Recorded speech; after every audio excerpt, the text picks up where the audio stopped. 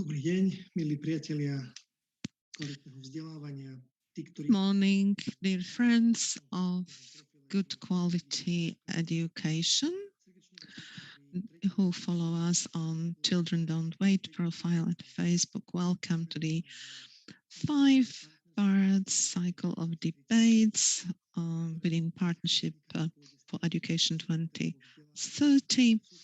It's on the platform of activities in education. It's now associating 500 experts from 100 institutions who are trying to improve education in Slovakia. This week's topic that will be continued on Thursday and Friday is digitalisation. It's closely connected with the modern age and the need of digitalisation in education is really intensive. This was reminded by pandemics when a huge part of education was transferred to digital environment. It's current topic in Slovakia. Slovakia, as other countries, are able to get a lot of financial resources from Brussels. So we will talk about how digitalization could serve the educational purposes. Now let me open this debate. Welcome. If you're watching live stream, you're most welcome to ask questions into the chat, and then I'm handing over to my colleague Tomáš Festek. Good afternoon. So we have 6 participants, 6 debaters, and I'd like to ask them to introduce his or her project they are working on in relation to today's topic of digitalization. So we are talking about what digitalization means in today's educational system. I'd like to ask Mr. Hüter Augustsson, who is representing the city of Reykjavik, if he could let us know what digitalization is doing in Reykjavik, how you are progressing with digitalization in your country, in your city. Thank you very much. Yes, hello. My name is Hjörtur Augustsson. I come from the Department of Education and Youth in the city of Reykjavik, where I work for the Center for Educational Innovation. And we are working from the Reykjavik 2030 education policy, which focuses on social skills, creativity, literacy, empowerment, and health. And we see that digitalization can give teachers and youth workers the tool that they need to foster these core skills in our education policy.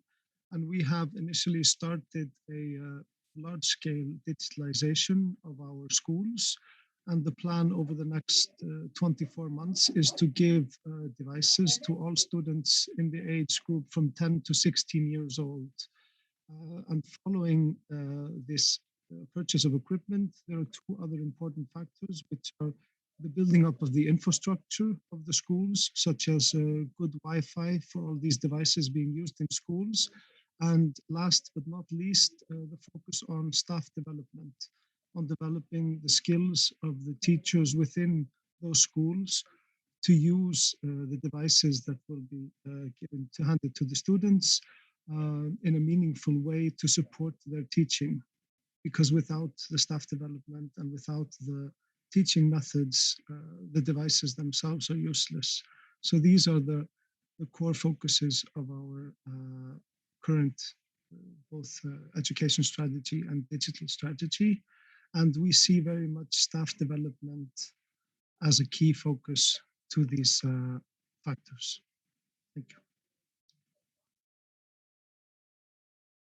I would have 2 questions. The first question, I am interested why the city of Reykjavik is dealing with digitalization right now. I was surprised that now you are talking about Wi-Fi and about devices. It means that digitalization in the city of Reykjavik, in the age group you mentioned, well, what is the reason why the city of Reykjavik decided to start the digitalization as you described it? Well, I think we have seen it as a necessary updating of our school system and of our teaching methods because of how quickly the society is changing and how the different skills needed for children to develop during their schooling have changed. So this is both a need created from the development of society, but also it's a this digitalization of the educational system run by the city of Reykjavik, the primary schools, is a part of a larger process of digitalizing all aspect of the city's governance. This comes also into welfare services and moving more processes and services online and kind of supporting this digital transformation of society and doing it in a meaningful and user-friendly way so that it doesn't sneak up on us behind us once it has gone through if we didn't follow it and stay in control.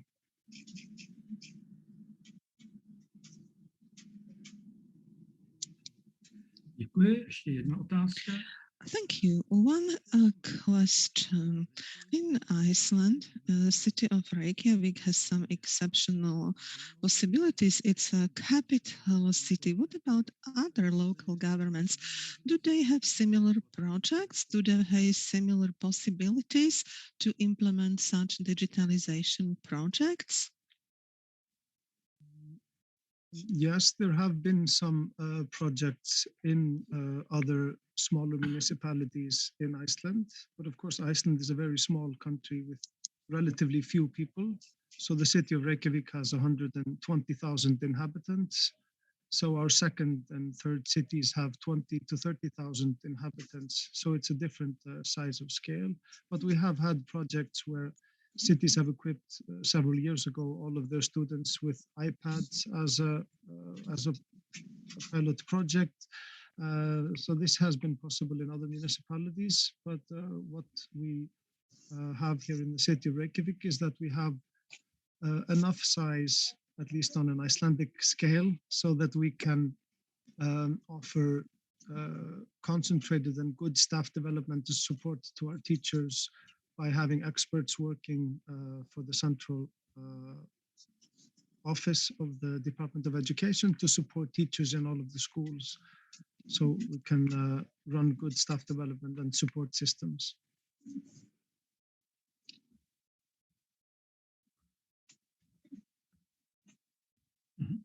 Děkuji, vítám vás v debatě.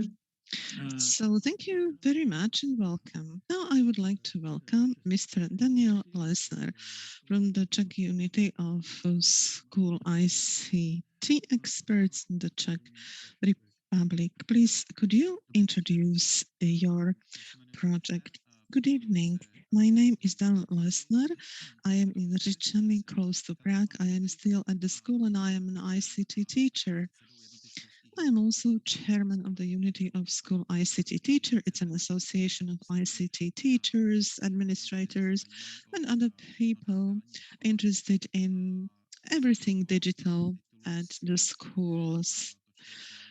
And I dealt with strategy of digital education. I've been dealing with it 8 or 9 years, so I have some experience how it all went, what was successful, and what we are planning for the future. One question, or maybe a notice. The Unity of the Czech ICT Teachers is an organization which was established by the teachers. Yeah, so it's from bottom up. But this organization contributed to the establishment of various concepts and materials.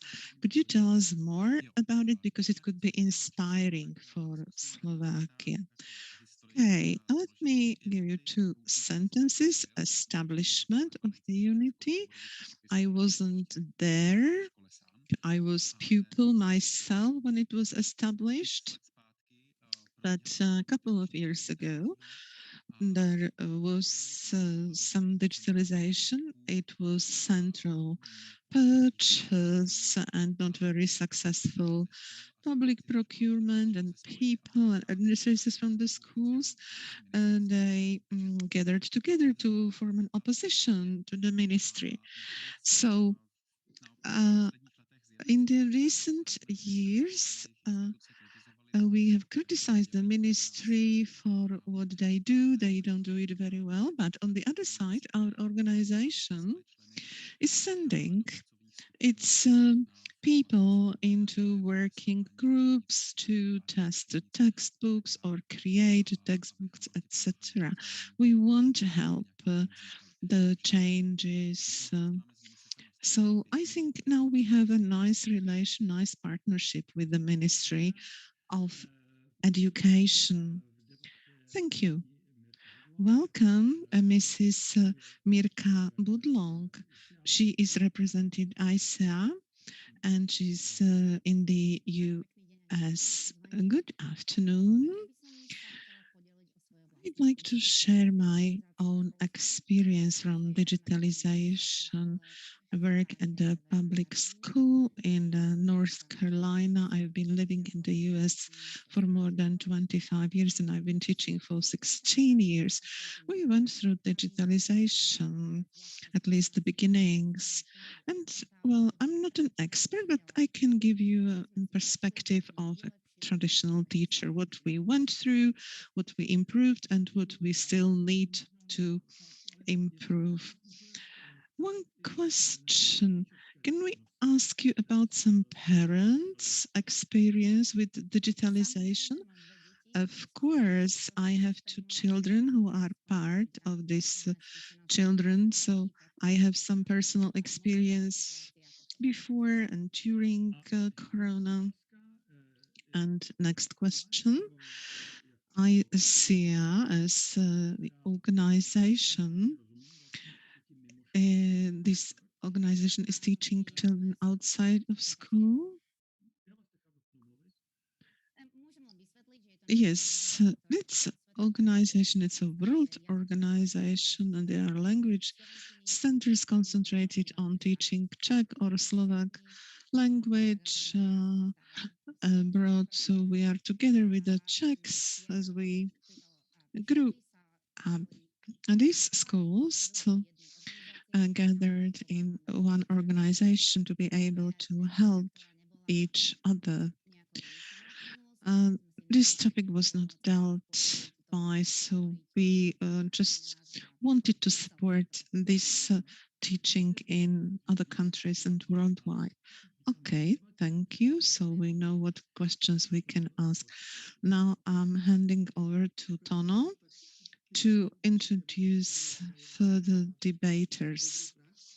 We focused on best practices from Slovakia. I'd like to welcome Mr. Peter Belan, representatives of smartbooks.sk. Mr. Belan, what was behind the project and what is the mission of Smart Books project? I've got three sons and I needed to educate them. This was the first impulse and we saw this was helpful and we wanted to apply it within the whole school, all subjects. Now we prepared it also for some subjects of secondary school. We wanted to create an intelligent personal assistant for pupils and teachers that helps them be much more efficient. So we digitalized both content and education. We are looking for the efficient forms and we are doing very well. I think pandemics has found you in the situation when you wanted to, when you were ready to grow. Could you tell us what was your growth? How many clients have you acquired on a year-to-year basis? Well, during 1.5 years, it was 14 times higher. It was a huge jump at the beginning when the schools needed it very badly. One school was trained shortly before pandemics, and then by the end of the year, they only taught by means of smart books. So it was really a hard test, and the servers couldn't manage some time. For each subject, did you have an expert or somebody for each subject who understood the content and who was selecting the content? Yes, for each subject, we have 10 teachers who created it. One created it, 5 of them corrected it, and the others checked it. So many people. So it's very inspiring cooperation example, maybe for the state institutions as well. Thank you, Mr. Belan. Another story, Dusan Šveda from the University in Košice, national project IT Academy. Well, it's something, IT Academy, Mr. Šveda. When was this idea born, and how long has this project existed? Well, the idea of national project was born when Košice IT Valley was born, so something like 10 years ago. And it was not only in Košice, but also worldwide. There was a really big shortage of IT people. And the objective of National Project IT Academy is to create model education that would motivate and prepare young people to be able to work in the IT sector. So this national project was focused on the exploration skills, scientific thinking, development of IT thinking and digital skills. We have created 10 new subjects and other devices. This process was speeded up in the recent 2 years. We were prepared, and the potential of national project was very strong. 3 days after lockdown, we were able to provide massive support to distance learning in Slovakia. Zapojilo do do spolupráce s vami škôl? How many schools entered into cooperation with you or in your project since the beginning of the online teaching period? It was more than 600 elementary and secondary schools from all over Slovakia. We also have 5 universities as partner institutions involved in the project, and basically it encompasses more than 60,000 pupils and students of elementary and secondary schools and more than 3,000 university students. It is basically the first project and the only project bringing together all 3 levels of information of education. Thank you. We're looking forward to hearing more about this from you. And with this, I would like to introduce the next speaker, who is also, or the next panelist, Mr. Juraj Ťapák, who is also connected to the IT Valley Association in Košice, but also he's a member of the sector committee working with and representing employers. And this committee basically is divided according to different industries. And you are a member of the sector committee for ICT, so information and communication technologies. So can you give us your perspective on how Slovakia is doing compared perhaps to some other foreign countries, and where do you see the biggest room for improvement when it comes to education? Good afternoon. Thank you very much for having me as a member or as a panelist in this discussion. I work as an analyst in the sector committee and in the national project for ICT in Slovakia. And our aim is to develop the strategies and propose activities aiming to build human capacities in different sectors of economy in the Slovak Republic to be able to brace for or to accommodate the challenges that the future brings. The biggest challenge ahead of us, or which we have ahead of us, is the digitization and automation as well as green economy.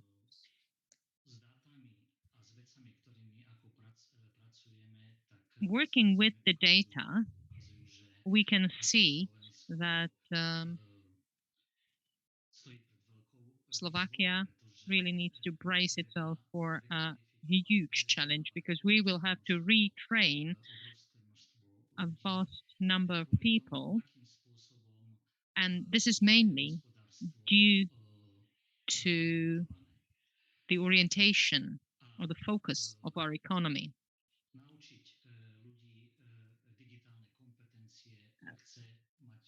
It takes a very good system of education if you want to develop and improve the digital skills and digital competencies in the people. And that concerns all levels of education. Mr. Šveda is also a member of the sector committee, and this is also one of the topics that we have been discussing on numerous occasions together. Could you tell us briefly, or could you outline perhaps the most important things? We've heard Hjörtur talking about the Wi-Fi connection in Iceland. How do you see the connectivity of Slovakia or in Slovakia? How can we ensure that the things that we want to introduce in the system of education could work? Let me come to, or let me quote the most relevant data that has been publicly available by the European Commission. It was in 2019 when the EC published the report on the digitization in education of all the EU member states. And the European Commission also ran a quite thorough analysis of the situation of the schools in Slovakia. And the survey showed that we have a major problem when it comes to the connectivity of the schools in Slovakia and when it comes to the equipment, technical equipment that we have, at least, or especially in the primary schools in Slovakia. And the analysis also showed that that we are lagging behind when it comes to the implementation or using of virtual sources. So our schools were not ready for that back in 2019. To a certain extent, the situation has changed and improved due to the pandemic, but I don't think that the progress that we've seen is sufficient. It needs to be said that we don't yet have the relevant data analyzed, drawing on the information and data provided from the state and from the Statistical Office of the Slovak Republic. We still need to get more information in order to map how much we are lagging behind in this area. Thank you very much. And now the floor goes on to Tomáš. All right, so we have heard about your first-hand experience with digitization from various point of view. And now I would like to ask each and every one of you to perhaps wear your user's hat and try to tell us how the country that you live in is doing when it comes to digitization. And perhaps I would be interested to hear what is the approach that the society has to digitization as a trend. Is it seen as something natural, as a natural development, or is it something that requires more attention? And you may want to talk about the technical side, about digitization in education, but perhaps also about your experience as a parent, as a teacher, or as a user. And with this, I would like to pass the floor on to Ms. Mirka Burlong. All right, let me start by remembering back to the beginnings of the digitization here. First, the schools were swamped with computers. There were about 10 computers per each class or classroom. Teachers were not ready, not knowing how to use that. So from the beginning, it was mainly used as a distraction. Okay, what time are you referring to? Oh, we're talking about the period 10 years ago, maybe 2012, 2013. So that was the trend. We're starting with digitization in education. There will be computers in the classrooms. The smart boards were being installed, but teachers were not ready, were not prepared. They were not trained on how to integrate the technology with the education process and with the teaching process. So basically, the teachers had to educate themselves. And sometimes this resulted in a chaos. Not many people knew what was suitable, how to use the equipment that they had in order to achieve the core education objectives that are basically the most important. At the moment, the situation is as follows. We have sufficient technological equipment. We have laptops, tablets, iPad, Bluetooth connectivity, smart boards. Basically, we have Bluetooth connectivity all over the schools or everywhere in the schools. But we had to match the skills and the ability to use the technology with the abundance of technological equipment that we had in order to achieve what we wanted to achieve, in order to make sure that the children can use the technology independently in their practical life in order to motivate them. So we needed to come up with the professional development programs and applications and technologies. And this is something that I wanted to talk about. Each school has training for the teachers once every month.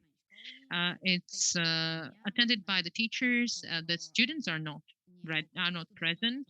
So, for example, in my school, we had a number of immigrant students, several immigrant students who do not speak English, and we needed to integrate them in the regular classroom or classes.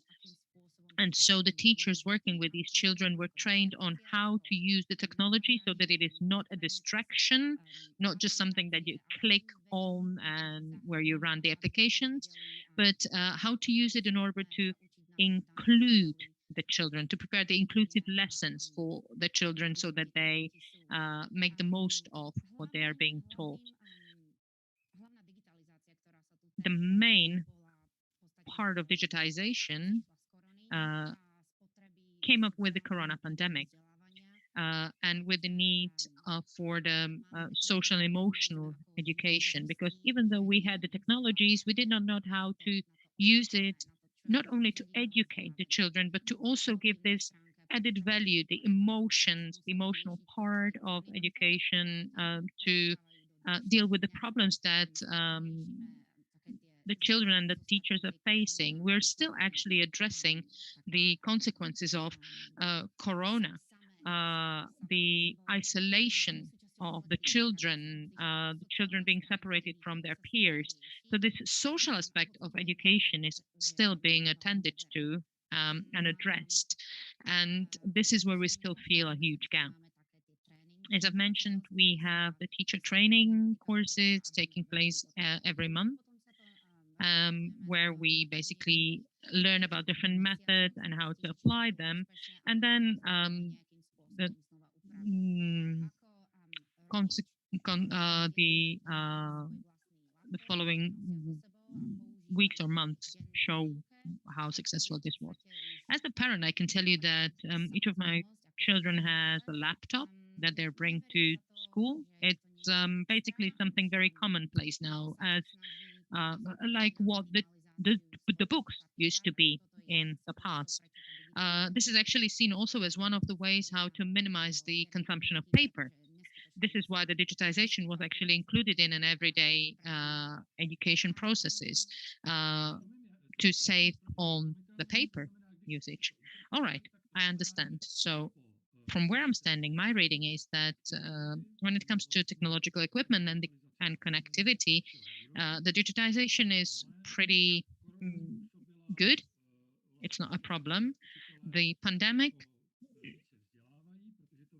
made or basically promoted the professional development in teachers because they see it as something that they need on an everyday basis. But my last question is, what is the public approach and attitude to digitization in education? Do you see some changes in their attitudes when it comes from teachers as your colleagues or from parents? Well, I have to say that especially the older colleagues want to stick with what they've known, because for them, coming to terms with the new technologies and how to navigate them is an additional burden. So this is where we may be hitting a wall a little bit in order to transform the older colleague. I think there was only one comment that I've heard repeatedly from the parents, and that was that they dislike their children spending too much time in front of the computer screen or in front of some sort of display. But this was not something that all the parents minded. When I looked at my daughter and the way she used the digital technologies to educate, I think if a teacher knows how to handle it and how to balance the portion of when the children are asked to work with some digital technologies and when they are asked to work alone or on their own, then the balance could be struck quite well. As a teacher, I had to spend a lot of time with the digital devices, and I had to communicate with the teachers, with fellow teachers, with the managers, with parents, and with students. But from the point of view of the parent, I think it's a very good tool. It's a very good aid. It needs to be said that no technology makes the school perfect or turns the children into experts or professionals. It's up to the teacher to decide and to somehow control on how much time the student is being given the hands-on approach, and how much time they spend on the computer but doing research, and how much time they actually just play games or play around, fool around when it comes to technology. So it's up to the teacher. Thank you. And with this, I would like to ask Hjörtur Augustsson, sorry. You've heard about the experience and the opinion from the US. Could you perhaps offer your take? Are there some similarities with the US situation and context when it comes to Iceland, or what are the differences that you see? I think there are some similarities, and that but to some extent, we have maybe not gone as far in digitalization 10 years ago as they did in the US, because not all of our schools were very well equipped in the last, let's say, 5 or 10 years. This is something that we're starting now, but we are very conscious that now is the time to do this, and that we need very strong staff development to do this successfully, not just bring in the devices, like Ms. Budlong was saying, that then you don't know what to do with it. You suddenly just have a smartboard and a computer, and it doesn't really help with the teaching. But we have some schools that have been very successful in implementing and integrating digital technology into their teaching, and where we've seen the most success, this has come with changes in teaching methods, where they have moved from a subject-based learning to collaborative teaching, where they've moved to project-based learning. So students are working collaboratively on projects and teachers from different subjects are teaching together. And then where this has been successful, the digital tools that they are using become more of a background in the projects being worked on by the students and being tools to be used for research and also for creative presentation of the students' work. And we have a very strong focus here on linking technology with creativity, on equipping the students with the knowledge and the teachers with the knowledge to teach the students to use digital technology to be more creative in the way that they both process and present information and present their projects. And I think this is also something very important, and to give teachers the opportunity to work together to integrate different projects, because you can be learning a lot in your own language while learning history, while linking it to sciences, and then presenting this all by research and then through a video or through other creative methods of presentation. So this has been our success stories, but in general, Iceland is a very digitalized society. Everybody is online, everybody is on social media, and we have seen challenges with this, particularly now with mental health of young youth, teenagers that are using social media a lot. This is impacting their self-image. So I think we also have to see it as a responsibility of the school system to help our children navigate this new world. And this is a big challenge, and I think something we have to face and find ways to uh, attend to, because this will be the challenge in the next 10, 20 years for educators and for society in general.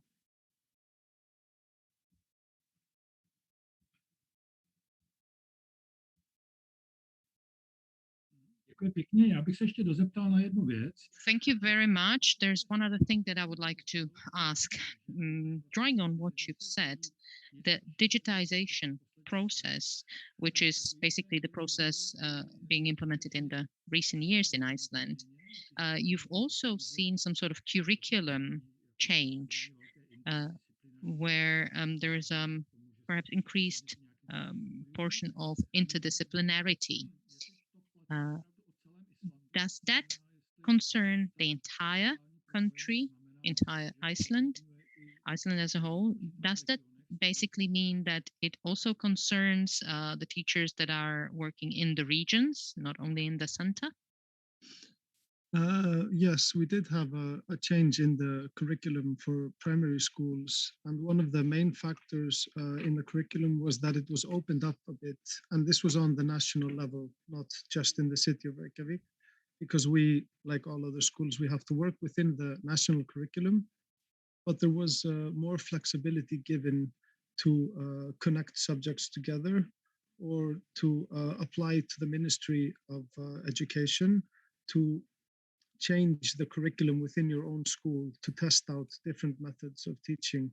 So there are core skills that you need to focus on and core skills that have to be acquired through studying, but there's much more freedom in the methods being used to reach those core skills now than was before.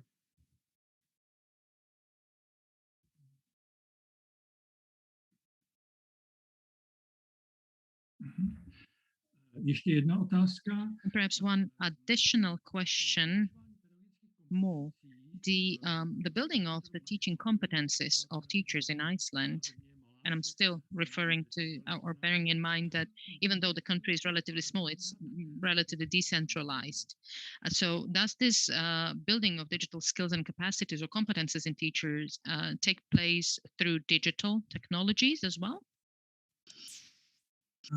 Yes, we have in the last, especially now after COVID, we have had to very much put a lot of our support for the digitalization of teachers and for the, let's say, lifelong learning of teachers online. And this has improved greatly in the last, since the beginning of the pandemic. Everyone had to learn how to use digital technology within their work.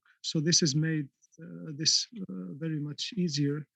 And we have offered a variety of online trainings and seminars, and also had very large online, let's say, conferences, which we have had open for the whole country of Iceland, because we know that we are in a leading role here in the city of Reykjavik. So this has been very much the case.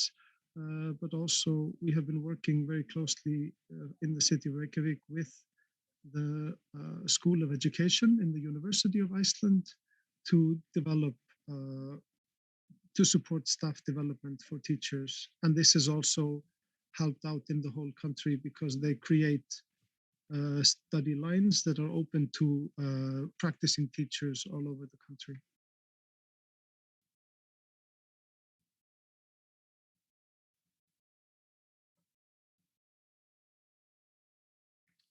Děkuji mnohokrát. Teď poprosím, nebo dal bych slovo panu Dušanu Švédovi. Now, I would like to ask Mr. Dusan Švajda. You mentioned your successful project. Now, could you go further? Could you have a look at the education system in Slovakia? Could you let us know what is the situation with digitalization of education in Slovakia, both positive and negative sides? Okay, I will try. Situation in Slovakia. Let me make it in one sentence. We are on a good road, on a good way.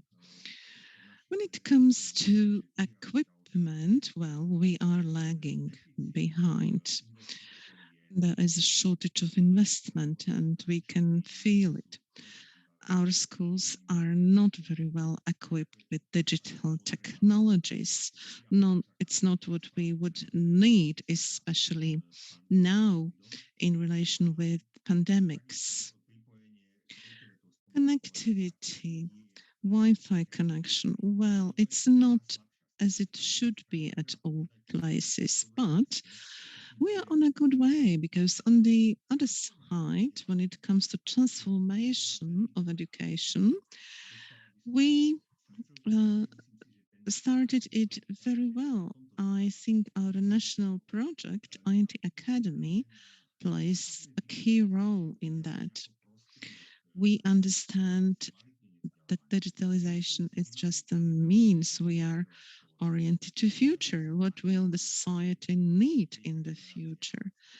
What is the kid of the generation Alpha, a kid born between 2010 and 2025?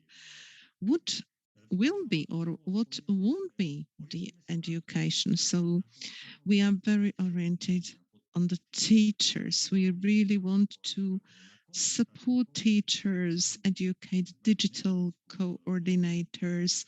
We provide methodological support to all teachers. We defined the schools of digital excellence, the so-called digital school that has 26 features divided into 3 areas. Now, I do not have time to talk about all the features, but the basic parameters of digital schools include the vision of digital school. Such a school has a vision. Then teachers and pupils with competencies of DICCOMP European framework. Then teachers with competencies of DICCOMP EDU European framework, and digital transformation of education at the schools in relation to both the pupils, teachers, but also the management of the school. And the next parameter is the school within the so-called e-management.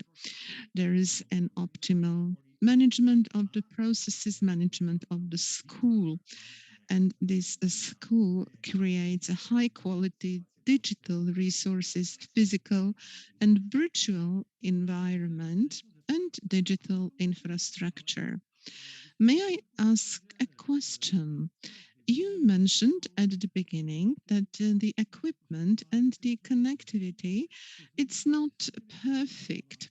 So if you name three main features of digital school, so how many schools are involved?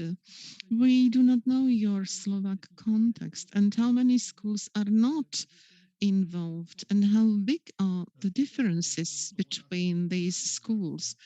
Well, it's difficult to answer, but each school has Wi-Fi internet connection.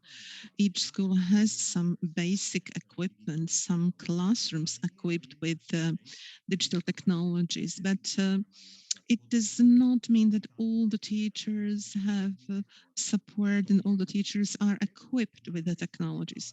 It's a handicap.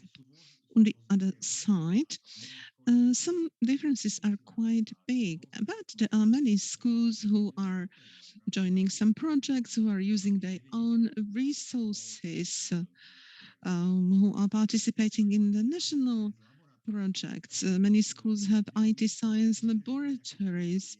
So it's not a black hole here. Mm, but still, we are lagging. But now I would like to talk about human potential and about education.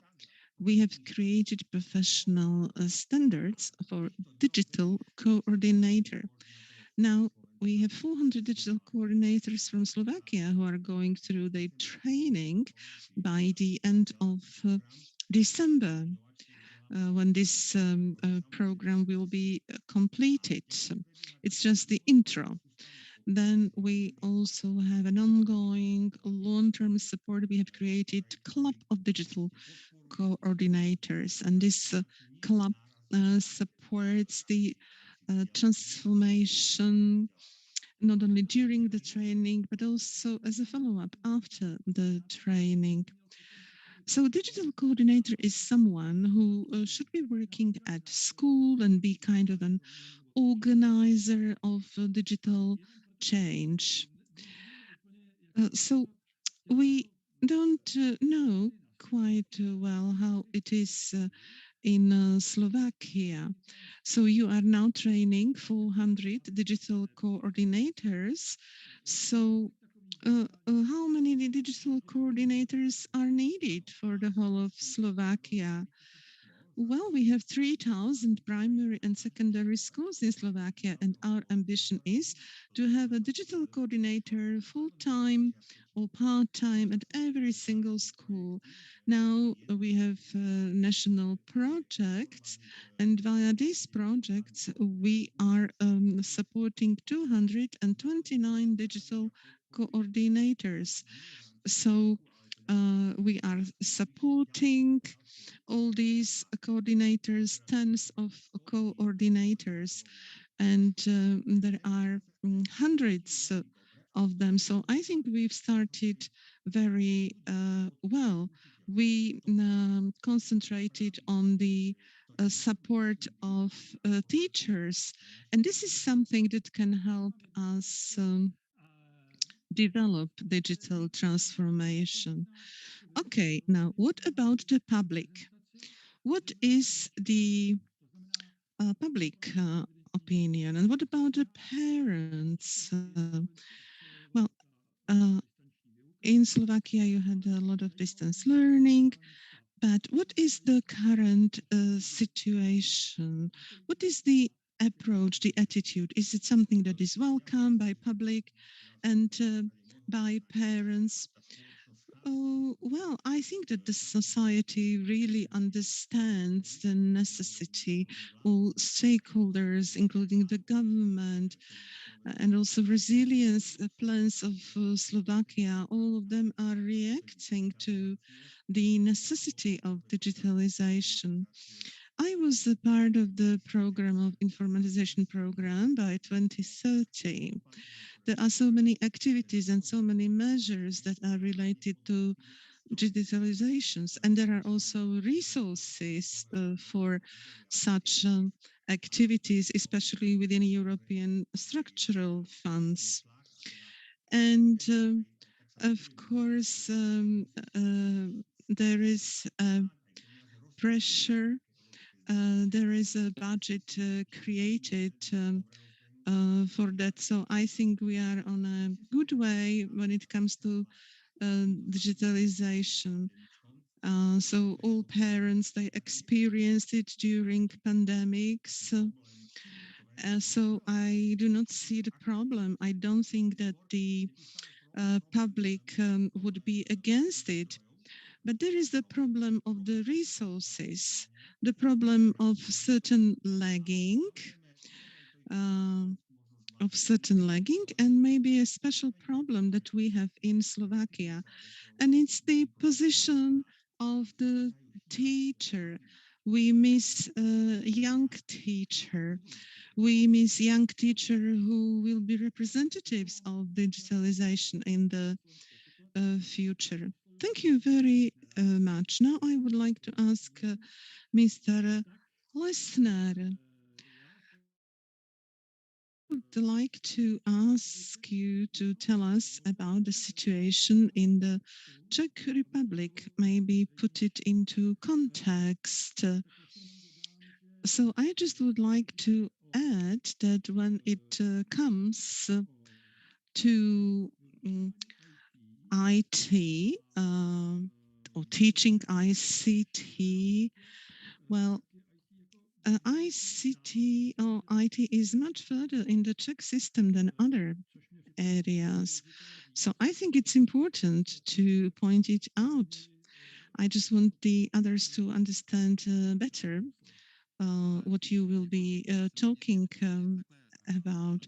Well, I'm very happy that you see it as something that is in good progress. So I thought you will assess it on international level because it's not as good on the international level. Well, recently we really made a huge jump, but still it's not enough. The situation in the Czech Republic, we have finished one phase, one strategy, and the most visible result is that we are changing the meaning of the ICT teaching. By now, what we were teaching at ICT, it was mainly digital literacy, applications, orientation on the internet. Uh, so now it was transferred to other subject as a key competence, and each school have to decide what they are going to do with it, whether they are going to make it part of other projects or whether they are going to make it part of Czech language. But not always, and all the schools have enough human resources, or maybe they have other responsibilities.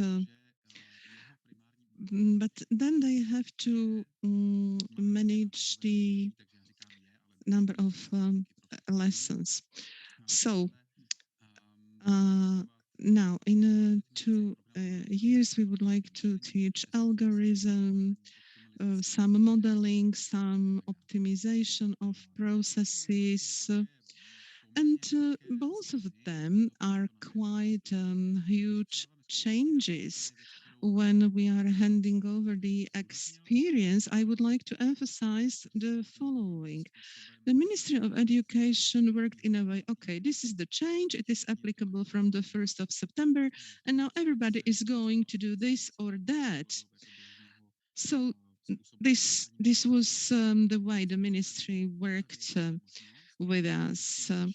it wasn't like, here is the option, let's start with it, let's see what it brings, and we are going to provide you some support, and then it will become maybe mandatory for all. Well, if I remember well, maybe it was the first time in the Czech education system that we introduced this pilot projects. Well, maybe some other changes were also piloted, but there were tons of schools which did this pilot teaching according to materials prepared in advance. So there were several things going on simultaneously. We formulated the expected outputs into national curriculum, and at the same time we were creating textbooks in the Czech language for the beginners, teachers, beginners, to help them teach. And at the same time, because it was created by the people from the Faculty of Pedagogy, and I am one of them, and we not always know how it works in real life. So many schools were tested it, and then we went back to the textbooks. Some outcomes were included into national curriculum. So basically, the Ministry of Education made it as a condition that pilot projects have to be included to enable approval of national curriculum. So in the Czech Republic, we had a feeling that, oh, the Czech children, maybe they will not be able to manage the programming, but now we see it can be done, it can be taught, it can be accommodated to the level of pupils. So, and then we were able to continue. I have two notes, maybe two questions. I see that introduction of a new form of ICT is it has some barrier in HR limits. So do you have any idea for these 3 years for introduction of this method of teaching? Can it be solved? Is it realistic to solve it? Well, it is realistic. I do not sound fatalistic, or I do not want to accept low quality just to say that we've managed. There is one ICT lesson per week from the third grade, sorry, from the fourth and fifth grade. It means the range of the ICT is not so big. When we were creating the expected outcomes, we didn't want to put too much content into it. You can learn how to teach it. Yeah, it's, for example, I teach geography or history, but these teachers will have to be found somehow. The teachers who were teaching the traditional ICT, very often they were not qualified ICT teachers. And majority of those teachers, they just it just somehow happened. Somebody told them, okay, you did your diploma thesis in Word, so now you are going to teach ICT because there is nobody else to teach it. So this is how the teachers were hired in the past to teach ICT. So now it's still necessary to go through professional development, not only in your subject, but in other subjects. But the training of teacher of ICT is necessary on the first level of primary school, it should be a problem because these people are teaching multiple subjects and it works much better than teaching the subjects separately. And on the second level of primary school, we have to find someone. There is a shortage of teachers and I think what is important, it's the personal attitude of the teacher. It's the openness to new way of work, to new way of thinking. I have never met a teacher who would want to do it and who would not be able to do it. For the further debate, one topic that was not mentioned, and Mr. Lesner mentioned it, and it is that the part of the Czech curriculum in ICT are the basics of programming. It means it's long term, it's been something that the children should understand. Children should understand how algorithms work, how majority of digital devices work. And now I would like to ask Mr. Juraj Čepak, could you comment on Slovakian reality from your point of view? No, ja budem asi kritickejší k tomu, čo I povedal think I will be more critical pán Dušan Šveda. than Mr. Šveda. Hovoria, ako určite sú tu The iniciatívy. data Otázka je, či je that to he was talking about, I think there are initiatives to rectify this, but the question is whether the effort is sufficient. We have the latest outcomes from DESA 2021, and it shows that, or the results show that when it comes to the human capital, Slovakia has not made any progress.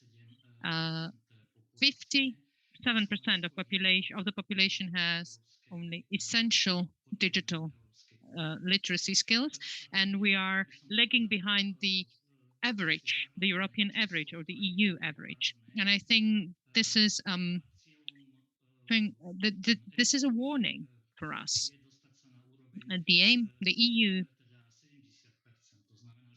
EU is to achieve, I think, 77% of population mastering at least elementary or core digital skills. So we still have a lot of work ahead of us. As when it comes to the transformation of digital education, I don't think we are doing well. We see a number of partial attempts, but what we are lacking is the comprehensive approach to that, and a complex approach that would encompass all levels of education, starting from the primary all the way to the tertiary and even lifelong learning. And that is the problem, because the entire society is standing ahead of the huge challenge. And I have to say that I've been watching quite closely the situation in the Czech Republic. And unlike in Slovakia, in the Czech Republic, the investments that go into this area are much, much higher than is the case in Slovakia. Even in the RRP, Resilience and Recovery Plan, the amount that is planned for this area has been met by really huge comments and reproaches or questions by relevant stakeholders as to what the money is going to be used for. There are many projects that pretend to be digitalization, but they're not when it comes to it. So you had a question, how many schools are involved in this trend? I think we are actually running a risk. which is addressed as the digital divide. And this is something that we have to try and prevent as much as we can, because metaphorically speaking, we can come to a situation where, as what the apartheid was in South Africa several years ago, when a part of the society had access to education, but a part of the population was basically banned from the system of education. And this is, metaphorically speaking, something that is that we might be facing here. So we need to reallocate sufficient sources so that we do not let this happen. Thank you very much. In the next round, we will address this area and this question. But before we do that, I would like to pass the floor on to Mr. Belan to tell us whether he thinks or whether there is something that he thinks still needs to be said about the situation in Slovakia and what needs to be done there. I think what we need to reveal is the efficiency of the smart education system. The efficiency is 10 times higher than the that of the traditional system of education. I'll give you an example. My son, up till the 5th grade, he managed to learn 250 English words per year, and then the next year or after that, he managed to learn 2,000 words. My other son, when he went for the entrance exams to the university in Brno, he actually ended with 100% performance. So the efficiency and effectiveness of the smart education system and the smart method of teaching is really huge. And this is something that we need to employ, especially taking into account the limitations that we have in Slovakia with the connectivity, with the limited human resources, when teachers are not ready. When we actually approached the schools, it took us 2 to 3 or 4 years to achieve the 90% success rate with using our smart books and smart tools at the schools. And as it has been said, the incorrect allocation of the funds is really a huge problem in Slovakia. Thank you very much. Thank you for this. And now we're starting the next round. And with this, I would like to pass the floor on to Anton Oberhauser. All right. So since the previous round was a little perhaps longer than envisaged, I would like to ask you for short or shorter answers in this round. This question is for you, Tur. You were mentioning perhaps the potential problems with being too dependent on the internet or addiction. Internet addiction. What are other problems that you see when it comes to digitization, and what is the way in which you try to address them? Well, I think what you're referring to, both, let's say, internet addiction, but also the kind of consequences of social media on the self-image of children and youth. I think what we need to do is first become aware of it and recognize that it is a challenge, and then equip our teachers and parents as well with the tools to discuss this with their children, and not only to increase the ICT skills of children and youth, but also teach them how to live in a world where everything is digital and where photos and videos are produced of everything, and what this changes in their reality, in their communication with each other, in their communication and presentation towards the world. Because we can't focus only on ICT skills or on using technology, but also on the effects this is having on society, and teaching them to be responsible users of that technology as it becomes more and more an integrated part of our life.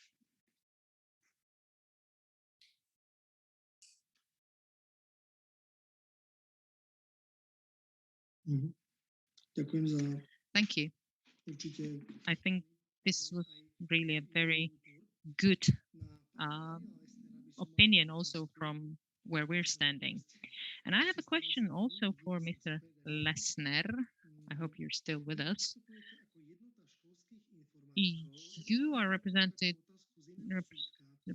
the association or the union, association, which also is the same word in Slovakia, union or unity of school informatics personnel. So it has the implication in meaning the cooperation, collaboration. So my question is, how do you, in your association, manage to prioritize and come to the common terms as to what it is that you want to argue with the ministry? So how do you actually work with your egos so that you really are at the same page? Well, actually, I think you've hit the sore point. Sometimes we like to say that we are perhaps not as united as we would like to be. We're not the school informatics, and we're not informatic or professional in informatics as well. So perhaps our title is misleading. We sometimes half jokingly say. But there's one thing that brings us together. We try to think in a systemic way and in a rational way. We obviously try to control our own egos, even though it's not always easy. But I have to say that if there is an informatics teacher in the Czech Republic, or being the teacher of informatics in the Czech Republic, you have to be perhaps more assertive than you would need to be in some other context. Because it's almost as if you were in the opposition to all the other teachers all the time. So that's why we like to be with the likes of us in our union. However, I have to say that we have sort of a general assembly where we have the voting system as to what is the priority. So if we vote that something is a priority, I, as a president of the association, I'm to a certain extent bound by the vote. And obviously, it's difficult to calibrate the quantitative representation of the vote, because sometimes those who are more loud, seem to be in majority. However, it needs to be said that we represent the teachers of informatics and other people working with informatics, but we are not saying that we represent all the teachers at the schools, the teachers of informatics. But we can't really address this. I mean, if someone is not willing to join the association, we can't force them. What is important, however, is that we are always trying to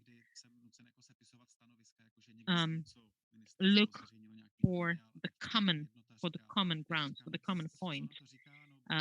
Sometimes when I'm asked, what does the union say about this? And, it's difficult to say. I always try to find out the things where we are all in accordance, or where we can find consent on. On the other hand, it's quite helpful to imagine that perhaps there are certain things where we're on the same page. We might be discussing details, but when it comes to the core things that are important for us, and that means the attainment and the development of children, I think we are all aligned. Thank you very much. Perhaps that was a difficult question, but thank you for your answer. And now the question to Northern Carolina. You said that the learning community has been developing and moving on. You are now learning the cohabitation, basically, in the digital world. What other things that were not mentioned by your four speakers do you see as problems, or things that you still need to come to terms with? Perhaps something that you might actually even pass as the message onto Slovakia. I think the problem with digitization mainly lies in abundance. And that means the abundance of platforms, of tools, of tools to be used or that are offered to the teachers to be used in the education process. So currently, what we are trying to do is to look for the most relevant and most useful ones so that we don't always come with new and other platforms just to outperform the previous ones.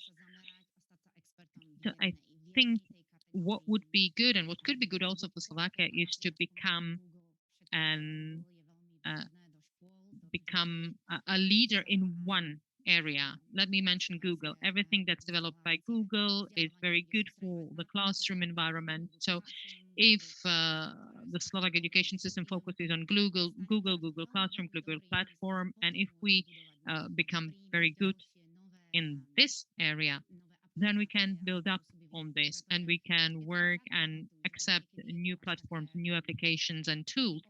Because sometimes really we are overloaded, overburdened with the information, and sometimes teacher that actually makes teachers give up, saying, I'm going back to my roots because that seemed to be working, and here I'm lost because it's simply too much and too many of things of that. So I think it would be good to really look for something where we can be the best in the class, and then we can go about this. Mr. Belan, uh, I would like to follow up what Ms. Budlong has said. Do you think the situation is same in Slovakia, that we are overburdened by platforms? Yes, this is one of the stereotypes. You are looking for everything on the internet. Sometimes the students use a piece of paper. They go to various portals and they are totally overwhelmed. Big data industry 4.0 says about data concentrated at one place. That's why our platform includes all subjects, all topics at one place. Otherwise, you cannot manage this information. In relation to what Tomasz has mentioned, uh, I was very interested in this information. The ICT will be, and or basics of programming will be part of the national curriculum in the Czech Republic. The basics of programming, are they part of your application already? Mr. Belan, the question was for you. Sorry, I was thinking, so how is it with the curriculum? Have you already tried to include programming into your application? Well, we have prepared informatics of the primary school and secondary school, but it's a more simple exercise. We would need some programming environment, which we do not have at the moment. For example, we have a picture, some algorithms, and the pupil is supposed to think about what algorithms to use or how to create them. So it's not quite an optimal status. Okay, at least you know what to work on in future. You have mentioned the efficiency of smart system of education. You mentioned it's completely different from mechanical transfer of content from classical textbook. So where should Slovakia start, or who could be a partner for you if you would like to define it as a methodology? Would you like to putting together some principles? Well, we are preparing some video tutorials, some considerations, some materials for the teachers. We want to help them understand why the system is so efficient. Let me make an example. Recently, we went to vocational system to present our system. And before I started to present it, one teacher started to express the opinions of the teachers. We are not happy. We were forced to come here and we are not willing to work with it. We do not have time for that. after the presentation, she came back and she apologized. She didn't have a clue what I was going to talk about, and we persuaded her that we are going to make their work much, much more easier and efficient. It was a nice example. Thank you very much. So I hope we will have more stories like that. Mr. Sveda, your project was born, or the idea was born within your project that was accepted by the Ministry of Education, that the digital coordinators are now an official job defined in the law. So you mentioned the trainings for digital coordinators. Will they be willing to remain in the schools under current conditions? How do you want to retain them in the school system? The digital coordinators are not the network administrators, they are the teachers as we understand them. They are innovative teachers or teachers innovators. So, and they become digital innovators not to leave the school, but to help the school move forward. And when talking about the salary, well, they are on the top when it comes to their remuneration. So I'm not afraid of digital coordinators leaving their job. Maybe the problem is the external digital coordinator. We think the digital coordinator should be an internal employee. For the network administrator, you can have an external supplier, but not digital coordinator. So I see it, we are on a good way. I would like to react what was mentioned here. Of course, we have investment deficit when it comes to technologies and infrastructure, but we also miss human resources. We miss personnel. I'm trying to be an optimist and realistic optimist, and I think that the steps that we make today are correct ones. I'd like to draw your attention to something else. The society understands digitalization as deployment of digital technologies, but this is not the core. How to use the digital technologies. That's important. We focused on other features. We are talking about how the pupils should take responsibility for their learning. What personalization means in reality with the support of digital technologies? How could we use the networking of teachers and schools? How should we cooperate with the parents? These are activities that we started to do. And the schools, the participants of our trainings, and it's more than 700 people who already participated in the trainings. So from all of the features, they defined 4: digital competencies of pupils, digital competencies of teachers, support of active learning, and the equipment. It means digital technologies available.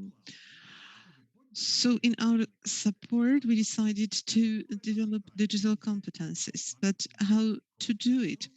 We organized a club of digital coordinators.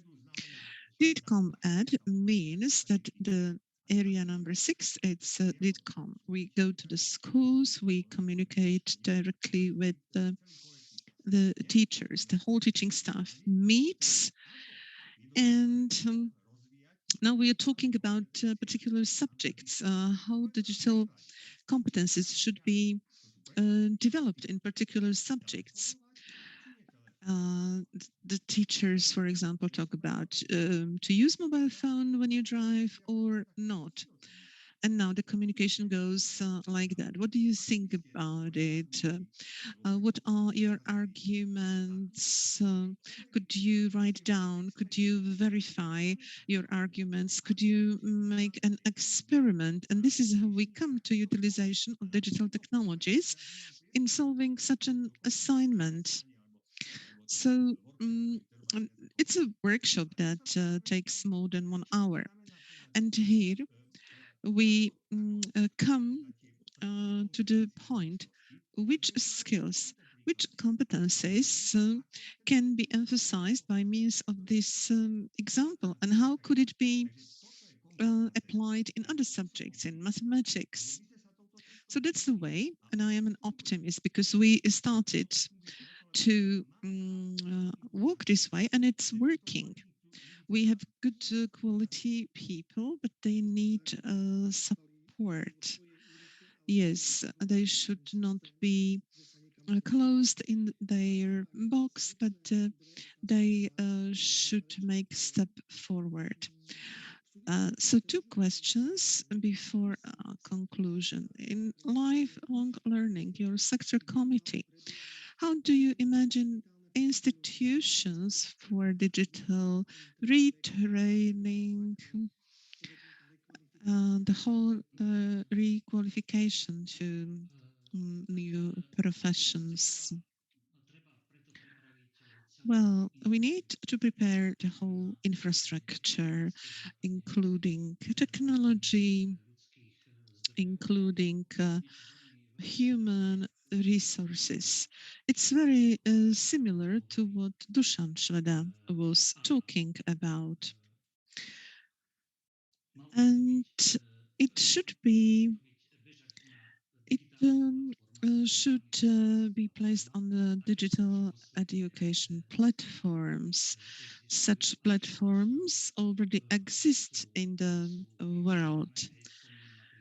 Let me mention Isera, for example, in some areas. So it's necessary to introduce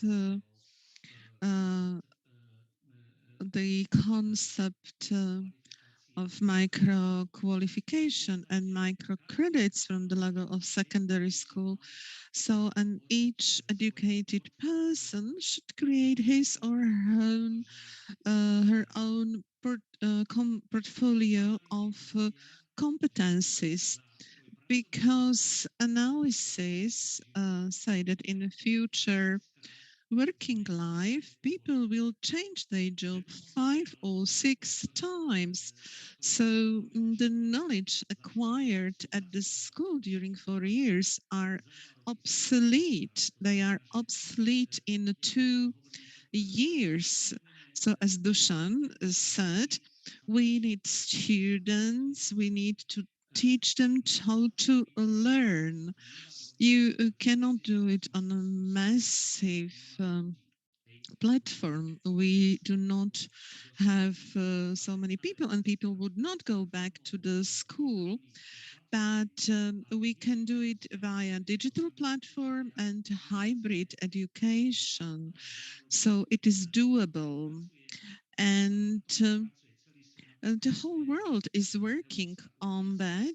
The European Union is working on that. There are platforms where these issues are solved. And it's necessary to introduce the lifelong learning accounts, because the society is investing, it's paying for the education, primary university education, but we need resources from the society to enable our reskilling, our upskilling.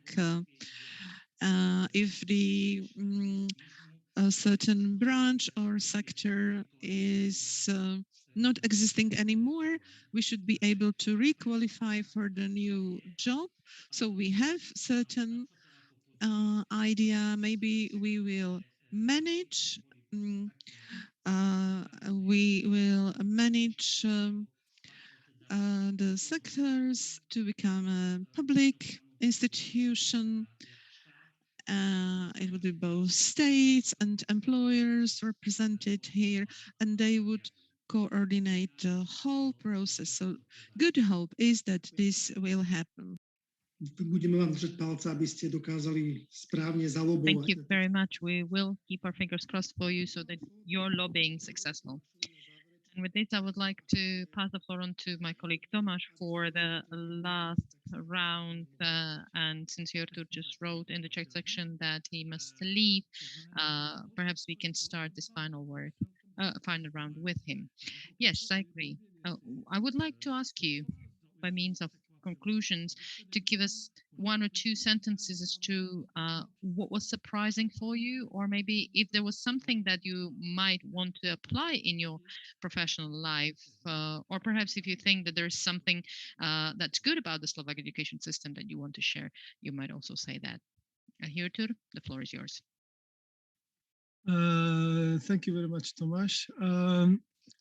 Well, I think from what I've heard, what is good is that you're in the right place of thinking and that you're starting your process of digitalization. And I think in many ways, we are somewhat in the same place. But I think my biggest advice would be to not forget the teachers and the professional development while equipping schools or children with devices, because nothing will happen if the teachers and educators don't have the skills to support the development of technology. And maybe to build on what Mr. Tapak was saying, that not only will people be changing their jobs, but the jobs will change very quickly. So if the people don't change with the jobs, they will lose out. So I think this is very important to keep in mind, that the teacher today or 10 years ago will not have the same tools and responsibilities as the teacher in 10 or 20 years. And I think this is very important to keep in mind when you're in the process of digitalization of your education system. And then I just want to thank you very much for inviting me and including me in this debate, and good luck with your future projects. Thank you.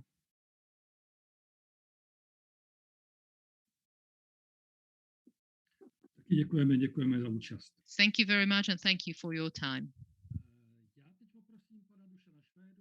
And with this, I would like to pass the floor on to Dusan Sheveda, and perhaps I would like to inquire about his wow moment.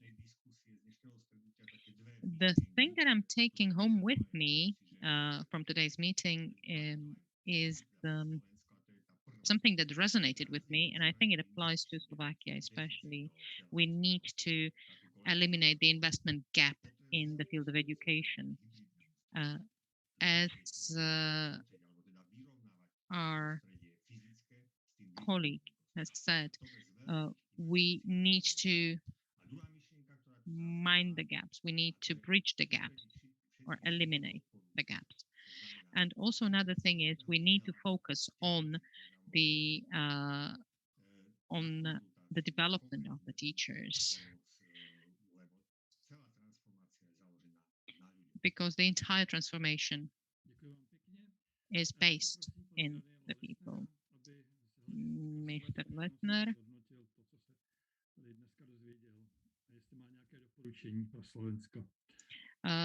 What is your message that you're taking home with you tonight? I would just like to reiterate what my four speakers have said. I agree with what has been said. The teachers are the ones bringing their skin to the market, and it's about them and it's up to them. And as you, Tomasz, have very rightly pointed out, we need to bridge the gap and fill in the gap existing here. And the teachers are the ones who really need the support. So this is something that I think is very important. And I would like to wish my colleague all the best, and my colleagues in Slovakia all the best, and not to give up.